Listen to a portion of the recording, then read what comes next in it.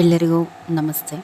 ಈ ವಿಡಿಯೋನಲ್ಲಿ ರಾಯರ 21 ದಿನದ ವ್ರತವನ್ನು ಆಚರಣೆ ಮಾಡುವಂತಹ ವಿಧಾನ. ರಾಯರಿಗೆ ಸಂಬಂಧಪಟ್ಟಂತೆ ಎಷ್ಟೋ ವ್ರತಾಚರಣೆಗಳು ಇದೆ. ಅದರಲ್ಲಿ ರಾಯರ 21 ದಿನದ ವ್ರತ ಮಾಡುವಂತಹ ವಿಧಾನ ಹೇಗೆ, ಅದನ್ನು ಮಾಡುವಾಗ ಏನು ನಿಯಮಗಳನ್ನ ಪಾಲನೆ ಮಾಡಬೇಕು ಅನ್ನೋದನ್ನು ಇಲ್ಲಿ ಹೇಳ್ತಾ ಹೋಗ್ತೀನಿ.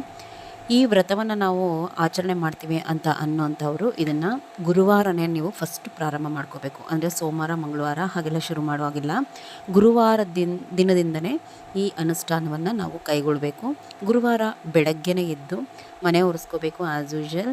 ಆಮೇಲೆ ದೇವ್ರ ಮನೆಯನ್ನು ಕ್ಲೀನ್ ಮಾಡಿ ರಂಗವಲ್ಲಿಯನ್ನು ಹಾಕೋಬೇಕು ದೇವ್ರ ಮನೆ ಮುಂದೆ. ರಾಯರ ಫೋಟೋ ಇಡುವಂತಹ ಜಾಗವನ್ನು ನೀವು ಸ್ವಚ್ಛವಾಗಿ ಒರೆಸ್ಕೋಬೇಕು. ನಿಮ್ಮ ಮನೆಯಲ್ಲಿ ರಾಯರ ಫೋಟೋವನ್ನು ಇದ್ದು ನೀವು ವ್ರತವನ್ನು ಮಾಡ್ತಿರಲ್ವ, ಆ ಜಾಗವನ್ನು ಶುಭ್ರವಾಗಿ ಒರೆಸ್ಕೊಂಡು ಮೊದಲು ನೀವು ಈ ಪೂಜೆಯನ್ನು ಸ್ಟಾರ್ಟ್ ಮಾಡೋದಕ್ಕಿಂತ ಮುಂಚೆ, ಅಂದರೆ ರಾಯರಿಗೆ ಹೂಗಳು ಅಕ್ಷತೆ ಎಲ್ಲ ಏರಿಸೋದಕ್ಕಿಂತ ಮುಂಚೆ ನೀವು 2 ಕಾಳು ಅಕ್ಷತೆಯನ್ನು, ಹಳದಿ ಅಕ್ಷತೆ ತಗೊಳ್ಳಿ, 2 ಕಾಳು ಅಕ್ಷತೆಯನ್ನು ಕೈಯಲ್ಲಿ ಹಿಡಿದುಕೊಂಡು ನೀವು ಯಾವ ಆಸೆ ಈಡೇರಬೇಕು ಅಥವಾ ಯಾವ ಕಷ್ಟ ಕಳಿಬೇಕು ಅಂತ ಹೇಳಿ ಈ ವ್ರತವನ್ನು ನೀವು ಕೈಗೊಳ್ತಾ ಇದ್ದೀರಾ ಅನ್ನೋದನ್ನು ರಾಯರ ಮುಂದೆ ಹೇಳ್ಕೋಬೇಕು.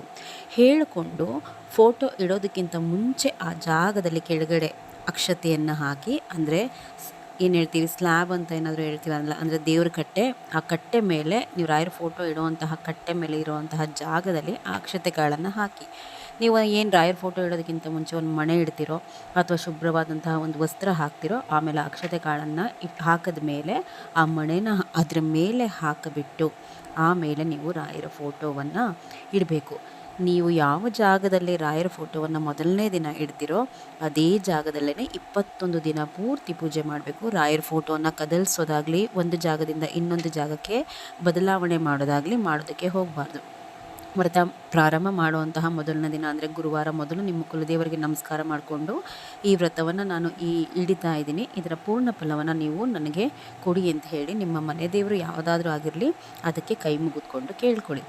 ಆನಂತರ ರಾಯರ ಫೋಟೋಗೆ ನೀವು ಗಂಧವನ್ನು ಹಚ್ಚಿ, ಬೇರೆ ದಿನ ಆದರೆ ಹೆಣ್ಮಕ್ಳು ನೀವು ಗೆಜ್ಜೆ ವಸ್ತ್ರವನ್ನು ಏರಿಸೋದಕ್ಕೆ ರಾಯರಿಗೆ ಬರೋದಿಲ್ಲ. ಆದರೆ ವ್ರತಾಚರಣೆ ಅಂತೇಳಿ ಹಿಡ್ದಿರೋದ್ರಿಂದ ರಾಯರಿಗೆ ಗೆಜ್ಜೆ ವಸ್ತ್ರವನ್ನು ವ್ರತಗಳಲ್ಲಿ ಏರಿಸ್ಬೋದು.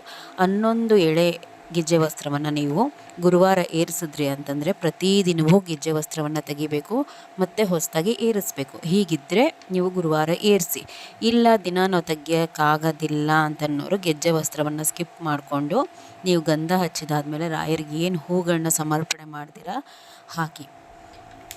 ಹೂಗಳನ್ನ ಏರಿಸಿದ್ದಾದಮೇಲೆ ನೀವು ರಾಯರ ಮುಂದೆ 2 ತುಪ್ಪದ ದೀಪಗಳನ್ನ ಹಚ್ಕೋಬೇಕು. ಈ ವ್ರತವನ್ನು ಗಂಡಸರು ಆಚರಣೆ ಮಾಡ್ತಾಯಿದ್ದು, ನಿಮ್ಮ ಮನೆಯಲ್ಲಿ ರಾಯರ ವಿಗ್ರಹ ಇದ್ದರೆ ನೀವು ಅಭಿಷೇಕವನ್ನು ಮಾಡ್ಬೋದು. ಹೆಂಗಸರು ರಾಯರಿಗೆ ಅಭಿಷೇಕ ಮಾಡೋದಕ್ಕೆ ಬರೋದಿಲ್ಲ. ರಾಯರಿಗೆ ತುಪ್ಪದ ದೀಪ ಹಚ್ಚಿದ್ದಾದಮೇಲೆ ರಾಯರ ಅಷ್ಟೋತ್ತರವನ್ನು ನೀವು ಹೇಳ್ಕೊಳ್ಳಿ. 21 ದಿನವೂ ಸಹ ರಾಯರಿಗೆ ನೈವೇದ್ಯವನ್ನು ಕಡ್ಡಾಯವಾಗಿ ಇಡಲೇಬೇಕು. ಮತ್ತು ಅಷ್ಟೋತ್ತರವನ್ನು ಸಹ ತಪ್ಪಿಲ್ದಲೇ ಪ್ರತಿನಿತ್ಯ ಹೇಳ್ಕೋಬೇಕು. ಹೀಗಿದ್ದಾಗ ನಿಮ್ಮ ಬೇಡಿಕೆಗಳು ಬೇಗ ಈಡೇರುತ್ತೆ. ಏನೇನನ್ನು ಇಡ್ಬೋದು ಅಂತಂದರೆ ಹಾಲು, ಹಣ್ಣು, ಕಲ್ಸಕ್ಕರೆ, ಡ್ರೈ ಫ್ರೂಟ್ಸ್ಗಳು ಏನಾದರೂ ನೀವು ಇಡ್ಬೋದು. ಗುರುವಾರ ಸ್ವಲ್ಪ ಸಿಹಿ ಏನಾದರೂ ನೀವು ವಿಶೇಷವಾಗಿ ಮಾಡಿ ರಾಯರಿಗೆ ನೈವೇದ್ಯವಾಗಿ ತೋರಿಸಿ. ಆದಷ್ಟು 21 ದಿನವೂ ಸಹ ನೀವು ಬೆಳಗ್ಗೆ 8 ಗಂಟೆ ಒಳಗಡೆ ದೀಪ ಹಚ್ಚಿದ್ರೆ ಆ ವ್ರತ ಮಾಡ್ತಾ ಇರೋಂತಹ ಸಂಪೂರ್ಣ ಫಲ ನಿಮಗೆ ದೊರೆಯುತ್ತೆ. 21ನೇ ದಿನ ವ್ರತವನ್ನು ನೀವು ಸಮಾಪ್ತಿ ಮಾಡ್ತಿರಲ್ಲ, ಸಮಾಪ್ತಿ ಮಾಡಿದ ದಿನ ನೀವು ಮಠಕ್ಕೆ ಹೋಗಿ ಒಂದು ಪೂಜೆ ಕೊಟ್ಟು ಬರಬೇಕು. ಅದರಲ್ಲಿ ತುಳಸಿಯನ್ನು ತಗೊಂಡೋಗಿ, ಒಂದು ಕಾಯಿ ಬಾಳೆಹಣ್ಣೆಲ್ಲ ತೊಗೊಂಡೋಗಿ ಒಂದು ರಾಯರಿಗೆ ಪೂಜೆ ಕೊಟ್ಟು ಪೂಜೆ ಮಾಡಿಸ್ಕೊಂಬನ್ನಿ. 21 ದಿನ ಕಳೆದ ಮೇಲೆ ರಾಯರ ಇಚ್ಛೆ ಇದ್ದಲ್ಲಿ 21 ದಿನದ ಒಳಗಡೆ ಸಹ ನಿಮ್ಮ ಸಂಕಲ್ಪ ಈಡೇರ್ಬೋದು. ಇಲ್ಲ ಏನಾದರೂ ತೊಂದರೆಗಳಿದೆ ಅಂತಂದರೆ ಅದೆಲ್ಲ ನಿವಾರಣೆ ಮಾಡಿ ರಾಯರು ಖಂಡಿತವಾಗಿ ನಿಮ್ಮ ಈ ವ್ರತ ಮುಗಿದ 48 ದಿನಗಳ ಒಳಗಾಗಿ ಫಲ ದೊರೆಯುತ್ತೆ. ಈ ವ್ರತವನ್ನು ನಾನು ಆಚರಣೆ ಮಾಡಿ ಅದರ ಫಲವನ್ನು ಅನುಭವಿಸಿದ್ದೀನಿ.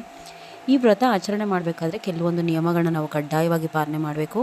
ಏನಂತಂದರೆ ಯಾವುದೇ ಕಾರಣಕ್ಕೂ ನಾನ್ ವೆಜ್ ತಿನ್ನೋರಾದರೆ 21 ದಿನ ಪೂರ್ತಿ ಮಾಂಸಾಹಾರ ಸೇವನೆ ಬರೋದಿಲ್ಲ. ಮತ್ತು ಬ್ರಹ್ಮಚರ್ಯ ಪಾಲನೆ, ಗಂಡ ಹೆಂಡತಿ ಸೇರಿದ ಹಾಗೆ ಬ್ರಹ್ಮಚರ್ಯ ಪಾಲನೆ ಮಾಡಬೇಕು. ಈ 21 ದಿನದ ಒಳಗೆ ಏಕಾದಶಿ ಬರುತ್ತೆ. ಆ ಏಕಾದಶಿ ದಿನ ನೀವು ಆಚರಣೆ ಮಾಡಿ ಅಭ್ಯಾಸ ಇಲ್ಲ ಅಂದ್ರೂ ಸಹ ಈ ವ್ರತದ ಒಳಗೆ ಬರುವಂತಹ ಏಕಾದಶಿ ದಿನ ಉಪವಾಸ ಮಾಡಲೇಬೇಕು.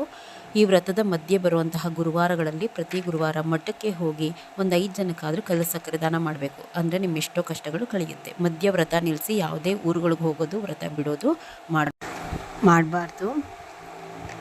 ನಂಬಿಕೆ ಇಟ್ಟು ನಿಯಮಗಳನ್ನ ಪಾಲನೆ ಮಾಡ್ಕೊತ ಈ ವ್ರತಾಚರಣೆ ಮಾಡಿ ಖಂಡಿತ ನೀವು ಅಂದ್ಕೊಂಡಿದ್ದು ನೆರವೇರುತ್ತೆ.